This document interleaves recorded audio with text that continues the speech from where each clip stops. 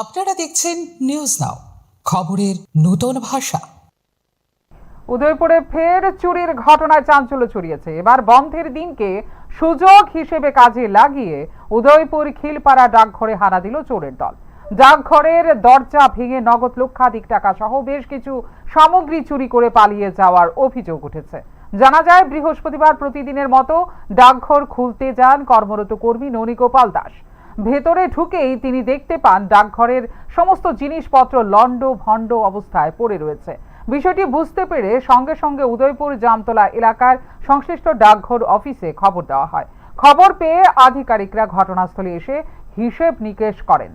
প্রাথমিকভাবে কয়েক লক্ষাধিক টাকা ও বেশ কিছু সামগ্রী চুরি যাওয়ার বিষয়টি সামনে আসে। পরে উদয়পুর রাধাকিশোরপুর থানায় লিখিত অভিযোগ দায়ের করা হয়। অভিযোগের ভিত্তিতে পুলিশ ঘটনাস্থলে পৌঁছে তদন্ত শুরু করেছে।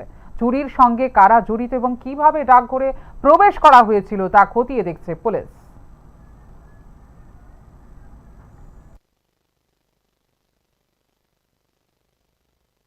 গতদিন তো বন্ধ ছিল, আজকে আমি 10টা 10-এ আসলাম, আইয়া দেখলাম যে অফিসের দরজাটা আজানো, কিন্তু এইখানের করাটা নাই, এটা 2টা করে একখানে হয়ে গেছে। তারপরে আমি তাড়াতাড়ি খুললে দেখলাম আমার আলমারিটাও খোলা, তখন আমি ভিজে গেছি, অনেক কিছু সব হয়ে গেছে।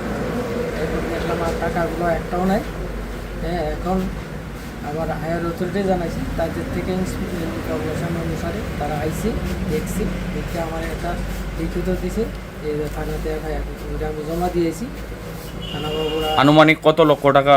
এত লক্ষ নাই, মানে যেমন ফিস ক্যাশ ছিল 17,000 সামথিং, আর একজনের টিটি করব 50,000 এই টাকাটা, আর একজনের 20,000, আর আরেকজনের সেভিংসে জমা দিব 3,000 টাকা।